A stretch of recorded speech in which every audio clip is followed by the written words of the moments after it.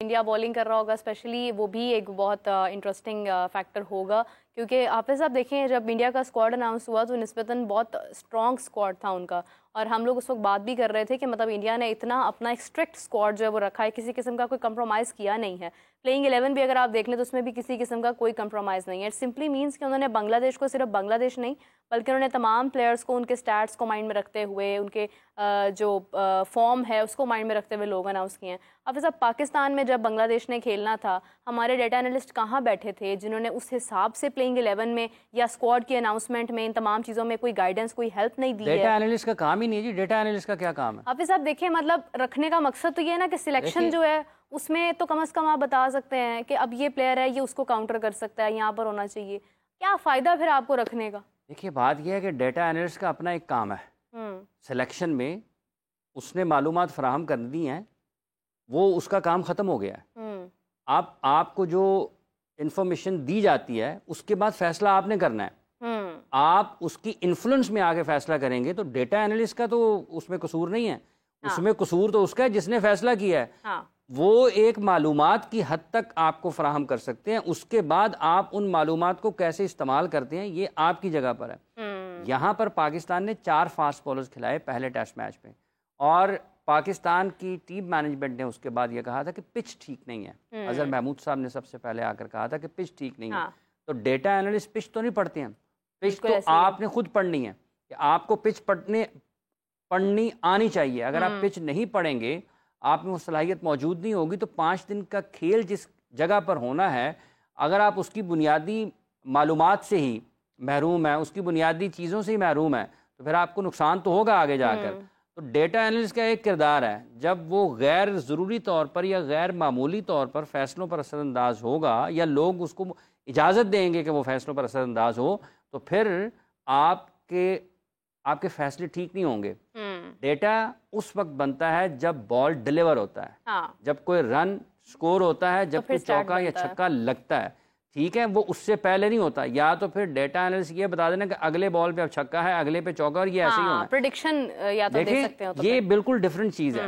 अगर किसी भी जगह पर गैर ज़रूरी तौर पर अगर आप उसको इजाज़त देंगे, आप वैक्यूम क्रिएट करेंगे, तो फिर यकीनी तौर पर उस हवाले से चीज़ें आगे निकलेंगी। सो देखने की बात यह है कि पाकिस्तान का जहाँ तक ताल्लुक़ है, पाकिस्तान की क्रिकेट किसी और तरीके से है, और ये जो इंडिया में उन्होंने टीम अनाउंस की है, इसमें डेटा वेटा कोई नज़र नहीं आता। ये स्पेशलिस्ट का खेल है, और स्पेशलिस्ट उन्होंने अनाउंस किए हैं। देखें, ना तो जायसवाल डेटा की बेस पे आए हैं, ना शुभमन गिल डेटा की बेस पर टीम में सेलेक्ट राहुल, इनफैक्ट अभी ना केएल राहुल जो है वो किसी डेटा की वजह से आए हैं, ना विराट कोहली और रोहित शर्मा किसी डेटा की वजह से टीम में मुंतखब हुए हैं, ना रविचंद्रन अश्विन और ना ही उनके साथ साथ जो जडेजा हैं, ऋषभ पंत हैं, वो सारे के सारे परफॉर्मेंस बेस्ड हैं। सिलेक्शन जो है वो स्किल्स के ऊपर है और परफॉर्मेंस के ऊपर है, और उस क्रिकेट को देखते हुए है जिस क्रिकेट को वो खेलने के लिए जा रहे हैं। सो ये 2 मुख्तलिफ चीज़ें हैं, पाकिस्तान की सिलेक्शन जो हुई है और इंडिया की जो सिलेक्शन हुई है। अगर आपको पिच गलत तरीके से पढ़ के आपने 4 फास्ट बॉलर्स खिला लिए, तो उसमें डेटा का तो कसूर नहीं है। अगर आपने अपने उन बैटर्स को, अगर आपने ये कह दिया कि आपने स्ट्राइक रेट को बेहतर करने की तरफ जाना है टेस्ट मैच में, भले आपका 5 दिन का टेस्ट मैच होता है या नहीं होता है, सो इसमें किसी का कसूर नहीं है, इसमें आपका अपना कसूर है। जो आपने हिकमत अमली तैयार की, जिस तरीके से आप अप्रोच कर रहे हैं, तो वो उसका नुकसान आपको होता है। आपको टेस्ट मैच में और इवन वनडे मैच में भी, किसी भी क्रिकेट में, जिस चीज़ की ज़रूरत है वो करना है। अगर आप वो नहीं करेंगे तो फिर आपको नुकसान होता है, उसका नुकसान होता है। बिल्कुल सही हाफिज़ साहब, कुछ लोगों की आदत होती है जब भी कोई टूर्नामेंट शुरू होता है ना, तो वो बिला वजह की आवाज़ें जो है वो रेस करना शुरू कर देते हैं। शुभमन गिल क्योंकि 0 डक हुआ उन्हें, और बाबर आजम भी काफ़ी देर से इंटरनेशनल मैचेस के अंदर ऐसी सिचुएशन से गुजरे हैं, तो अब शुभमन गिल को रिलेट किया जा रहा है बाबर आजम के साथ कि क्या शुभमन गिल भी इंडियन टीम के बाबर आजम बनते जा रहे हैं। हाफिज़ साहब, बाबर आजम तो टॉप स्कोरर भी रहे हैं ना पाकिस्तान के एक वक्त में। देखिए बात यह है कि हर किसी के काम करने का, हर किसी के बात करने का अपना अंदाज़ है, और जब आखिरी टेस्ट सीरीज़ खेली थी उन्होंने, उसमें उन्होंने 200 किए थे इंग्लैंड के ख़िलाफ़, ठीक है, और खिलाड़ी अच्छी फॉर्म से भी गुजरते हैं, खिलाड़ी बुरी फॉर्म से भी गुजरते हैं। बाबर आजम की बैटिंग के ऊपर पाकिस्तान में लोग मुख्तलिफ अंदाज में तनकीद करते हैं। हमने हमेशा ये कोशिश की है कि जो बहसीत बैट्समैन और बहसीत कप्तान बाबर को अलग अलग जगह पर रख कर उसकी कारकर्दगी का जायज़ा लिया जाए।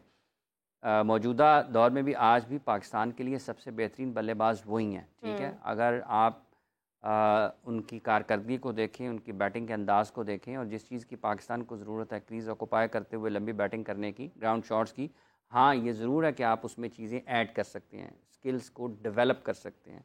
जैसे बासित साहब ने 3 छक्कों की बात की थी, तो आप उनको डेवलप कर सकते हैं। लेकिन पाकिस्तान के हवाले से अगर देखा जाए तो वो पाकिस्तान के लिए इस वक्त नुमाया बल्लेबाज हैं। और जहाँ तक ताल्लुक़ शुभमन गिल का है, उनको 2 फॉर्मेट का उन्होंने कप्तान वाइस कैप्टन बनाया है। उनके बारे में बहुत सारी उनको भी कहीं ना कहीं इन चीज़ों को एड्रेस करने की, अपनी बैटिंग में वो परफॉर्म करने की ज़रूरत है जो लोग उनसे तवक्को करते हैं, जिसकी वो सलाहियत रखते हैं। 30, 35, 35, 40 उनके लिए भी हैं कि वो भी 30, 35, 40 के बाद अपना विकेट जो है वो उनका निकल जाता है। वो क्रीज़ ऑक्यूपाई उतना लंबा नहीं करते जितना उनको करने चाहिए। अब जिस जगह पर वो आते हैं, नंबर 3 पर हैं, तो एक बड़ा उनके ऊपर ज़िम्मेदारी है। लेकिन ये कोई ना दोनों का कोई ताल्लुक़ है, ना दोनों का कोई मवाज़ना है आपस में। 2 मुख्तलिफ़ अंदाज से क्रिकेट खेलने वाले क्रिकेटर हैं, दोनों का मुख्तलिफ बैटिंग ऑर्डर है, दोनों का मुख्तलिफ ग्रोथ है, दोनों का मुख्तलिफ एनवायरनमेंट है, दोनों की मुख्तलिफ चीज़, दोनों की क्रिकेट मुख्तलिफ है। बिल्कुल सही बात है। ये ठीक है, लोगों पर वक्त है, वो हर वक्त किसी न किसी के मवाजने में जाते हैं। मेरा नहीं ख्याल कि इस किस्म का कोई मवाजना नहीं करना चाहिए। बिल्कुल सही बात है। हाफिज़ साहब, एक और बात मुझे बहुत अच्छी लगी, आज असल में इंडिया और बांग्लादेश का मैच भी, और उस हवाले से मुझे चीज़ें याद आती जा रही हैं। बात मैंने चैंपियंस कप पर भी करनी थी और अभी फैसल खोकर साहब पर भी करनी है।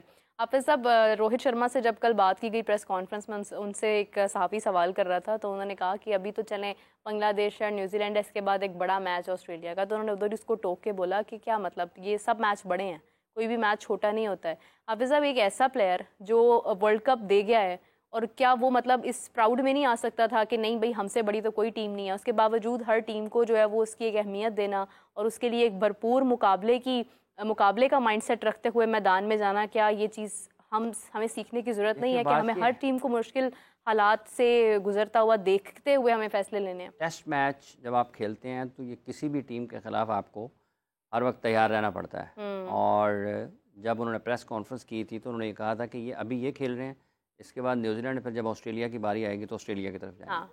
तो एक ऐसा नहीं है कि वो ऑस्ट्रेलिया की सीरीज़ उनके जहन में ना हो, लेकिन अभी से बांग्लादेश के खिलाफ खेलते हुए ऑस्ट्रेलिया के बारे में तो वो नहीं सोचेंगे ना। डेफिनेटली उनके पास होगा कि हमने वहाँ जाकर जीतना है, ठीक है, लेकिन अभी उसके बारे में सोच के या उसके बारे में ये चीज़ें करके कि पता नहीं उस वक्त होगा तो क्या होगा, अभी को आपने परफॉर्म करना है इसके खिलाफ। इसके बाद न्यूजीलैंड की सीरीज़ और उसके बाद ऑस्ट्रेलिया, एक बड़ा टारगेट ज़रूर है, इसमें कोई दो राय नहीं है, बड़ा टारगेट ज़रूर है। लेकिन इसका ये मतलब नहीं है कि आप बांग्लादेश के खिलाफ जो है वो कहें ठीक है कोई फ़र्क नहीं पड़ता। 4 उन्होंने आज आउट कर दिया ना, 6 आउट कर दिया उन्होंने, बाउंस बैक करना पड़ा है, इंडिया को जान लड़ानी पड़ी है आज टेस्ट मैच में। तो ये कप्तानों के बोलने का, कप्तानों के क्रिकेट को बयान करने का हर किसी का मुख्तलिफ अंदाज़ होता है। उन्होंने ये भी कहा है कि भाई ठीक है, उनको फ़न करने दें, भाई आए मज़ा कर लेने दें। तो हर अंदाज़ अपना अपना है, लेकिन जो ज़्यादा बेहतर तरीके से एक्सप्लेन करते हैं, रोहित अमूमी तौर पर बड़े वाज़ेह अंदाज में अपनी गुफ्तगू करते हैं, और कोई अच्छा खेलता है तो उसकी तारीफ़ भी करते हैं। तो इस लिहाज से ठीक है। उन्होंने तो देखिए ना, प्रेस कॉन्फ्रेंस का कितना फ़र्क है अगर हम देखें। चलें कोई मवाजना बनता नहीं है, मगर ये कि कप्तान ये होता है कि जो प्रेस कॉन्फ्रेंस इस तरह से देखिए, बात यह है कि रिसोर्सेज की भी बात है कि अगर सिर्फ ऐसे ही नहीं है कि बंदा अकेले ही कहे जी कि मैं ही सब कुछ कर रहा हूँ, उसके पास रिसोर्सेज भी हैं। उनके पास विराट कोहली हैं, जायसवाल हैं, जडेजा, अश्विन है, रन्स भी तो देखें ना, उसकी बास्केट में क्या कुछ है। कप्तान के पास क्या कुछ है। तो अगर कप्तान के पास इतनी चीज़ें हों तो फिर उसके बोलने का वो अगर देखें ना उसके इर्द गिर्द क्या है। मतलब जब विराट, जसप्रीत बुमराह और सिराज शामी तो नहीं है, लेकिन सिराज, इवन आप अश्विन को देख लें कि जब आपकी इर्द गिर्द में इतने लोग होंगे कि जो इतने शानदार हैं, तो उनकी एक्सीलेंस तो फिर शाइन करती है ना दाएं बाएं भी, तो उसका फ़र्क पड़ता है। तो ये उनके इर्द गिर्द चीज़ें, ऐसे खिलाड़ी मौजूद हैं जो माहिर हैं टेस्ट क्रिकेट के, और न सिर्फ मुख्तलिफ फॉर्मेट्स में बहुत अच्छा खेलते हैं। ये सारी चीज़ें असरअंदाज होती हैं हालात के ऊपर। आप किसी का ख्याल है कि नहीं होती हैं तो ठीक है, लेकिन जब आपके इर्द गिर्द में अच्छे लोग होते हैं तो उनका फ़र्क पड़ता है। इंसान की अपनी सोच के ऊपर भी फ़र्क पड़ता है, उसके अपने खेल के ऊपर फ़र्क पड़ता है, उसकी ज़िंदगी के ऊपर बड़ा फ़र्क पड़ता है। बिल्कुल सही बात।